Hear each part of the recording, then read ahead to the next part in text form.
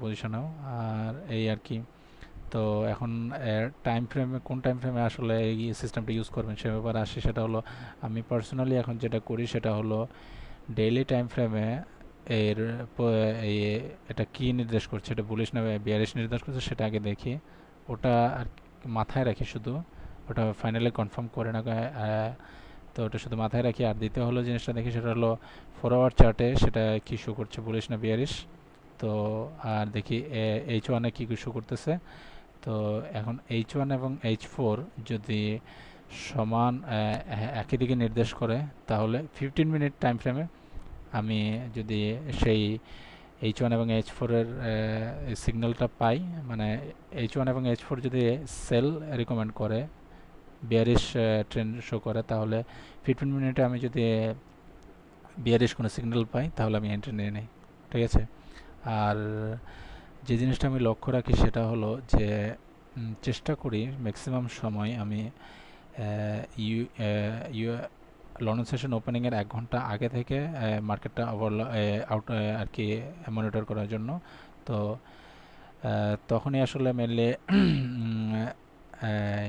আমার এই সিস্টেমটা আরও ভালো কাজ দেয়। আর সবচেয়ে আরও ভালো হয় যদি যখন আপনি দেখবেন যে বোলিঞ্জার ব্যান্ডের আর কি যখন মাউথটা ওপেন হচ্ছে, যখন সেটা এক্সপান্ড হচ্ছে, তখন কিন্তু তখন যদি আপনি যে সিগন্যালটা পাবেন সেটা আরও বেশি পারফেক্ট হবে। তো যখন আপনি দেখবেন যে মোটামুটি হওয়া শুরু হয়েছে তখন আপনি ট্রেডটা ওপেন করতে পারেন। তো সেই সময় ভালো রেজাল্ট পাওয়া যায়। তো মার্কেট নিউজের ব্যাপারে অবশ্য খেয়াল রাখবেন এক্ষেত্রে।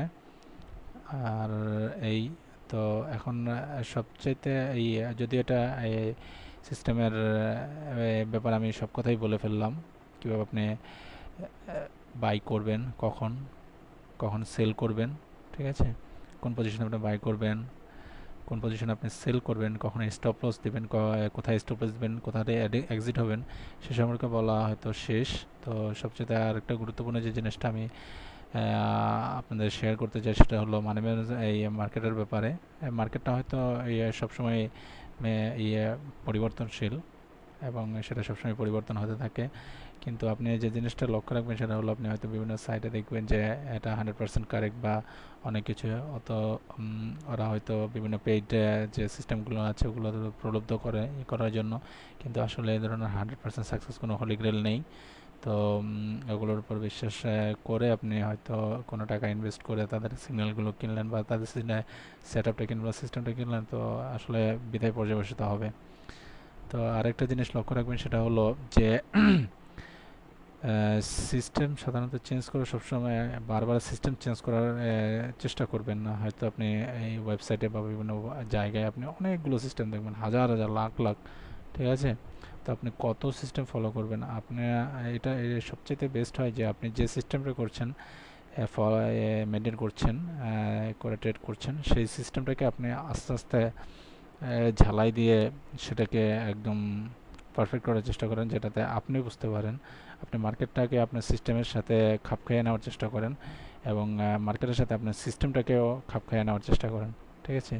তো মার্কেটের সাথে এসে আপনার সিস্টেমটা কীভাবে রিয়্যাক্ট করে সেটা বোঝার চেষ্টা করেন।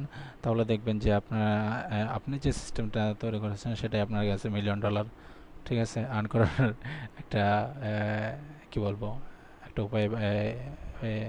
উপায় বের করে দেবে।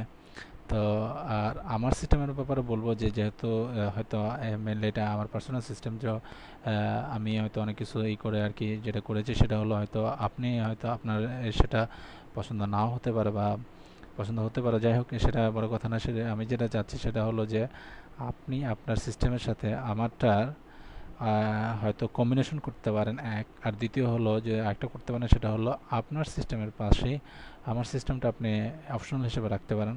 আপনি মার্কেটের যে পরিবর্তনের সাথে আমার সিস্টেমটা কীভাবে কাজ করে সেই পরিবর্তনটা আপনি লক্ষ্য করেন। আমি যেভাবে বলেছি আমি কখন বাই করি বা সেল করি, বা কখন কোথায় স্টপ লস দিই, কোথায় এক্সিট হই, সেই জিনিসটা আপনি ফলো করতে পারেন বা আপনি আরও বেটার যে ডিসিশন নিতে পারেন এর চাইতে। তো এই জিনিসটা করে হয়তো আপনি ডিসিশন নিতে পারেন যে আসলে আপনি এই সিস্টেমটা ফলো করার জন্য আগ্রহী কিনা, অথবা এই সিস্টেমটা আপনার জন্য ফলো করা প্রফিটেবল হবে কিনা। তো তো এই জিনিসটা আপনি লক্ষ্য রাখতে পারবেন। তো এইটাই আর কি সিস্টেমের ব্যাপারে বলা। আর দ্বিতীয় হলো মার্কেটটা কিন্তু হয়তো আপনি দেখবেন যে মার্কেট কিন্তু একসময় ট্রেন্ডিং বা ট্রেন্ডিং বা এক সময় আমি তো বললাম যে এই সময় সে বাই সিগন্যাল দিবে বা সেল সিগন্যাল করা উপযুক্ত সময়, তখন আপনি দেখলেন যে আপনি এই সময় একটা এই সিগন্যাল পেয়েছিলেন আপনার সাথে কোনো আর কি করে, তো হয়তো আপনি সিগন্যালটা মিস করেছেন, তো নো প্রবলেম, ঠিক আছে, অথবা এটার এগেনস্টে ট্রেড ওপেন করেছেন। তো যেটা হবে সেটা হলো যে আপনি হয়তো এই ওয়েট করেন কিছুদিন, তাহলে হয়তো আগে পরে পরবর্তীতে হয়তো এর চাইতে ভালো একটা সিগন্যাল পাবেন। কারণ কোথাও চলে মার্কেট কোথাও চলে যাচ্ছে না, আপনি হয়তো সরি আপনি হয়তো আগে পরে এই আরও সিগন্যাল এর পুনরাবৃত্তি পাবেন। সো আশা করি যে সেই সিগন্যালটা কাজে লাগাবেন। আর মানি ম্যানেজমেন্ট ব্যাপারে একটু হালকা পাতলা স্টাডি করলে আরও ভালো হবে। সেটা হলো আপনি সঠিক মানি ম্যানেজমেন্ট যদি মেনটেন করেন, ফলো করেন, তাহলে হয়তো অনেক বড় লস থেকে নিজেকে বাঁচাতে পারবেন। আর দ্বিতীয় হলো যে কখন হলো ওভার লিভারেজ কোনো ট্রেড করবেন না। সেটা হলো কখন বুঝতে পারবেন যে আপনি ওভার লিভারেজড ট্রেড করছেন, সেটা হলো ট্রেড এন্টার করতে ভয় পাবেন, ঠিক আছে, এই ট্রেডটা কি আমার পক্ষে যাবে নাকি বিপক্ষে যাবে, এই আর কি, এইসব করতে করতে ভয় পাবেন আর কি। আর আরেকটা জিনিস সেটা হলো যে অনেক ম্যাক্সিমাম উইনিং ট্রেডে আপনি অনেক আগেই ক্লোজ করে ফেলবেন, ঠিক আছে, আপনি হয়তো যে একটা ট্রেডে আরও বেশি প্রফিট হওয়ার কথা ছিল সেটা কিন্তু আপনি অনেক আগেই ক্লোজ করে ফেলবেন। আর দ্বিতীয় হলো যদি একটা লস হয়ে যায় তাহলে কিন্তু একটা ট্রেডের ডিপ্রেশন কাজ করবে আপনার মাঝে, ঠিক আছে। আর ট্রেড ওপেন রেখে আপনি ভাই কোথাও নাড়াচাড়া করতে পারবেন না, ঠিক আছে, যত কাজই থাক যত কিছুই থাক, ঠিক আছে, মার্কেট কোথায় যাচ্ছে, আমার পজিশন কোথায় যাচ্ছে সেটা ফেলে আপনি করতে পারবেন না। সো এই সকল লক্ষণগুলো আপনি যখন দেখতে পারবেন তখন ইজিলি বুঝতে পারবেন আহ,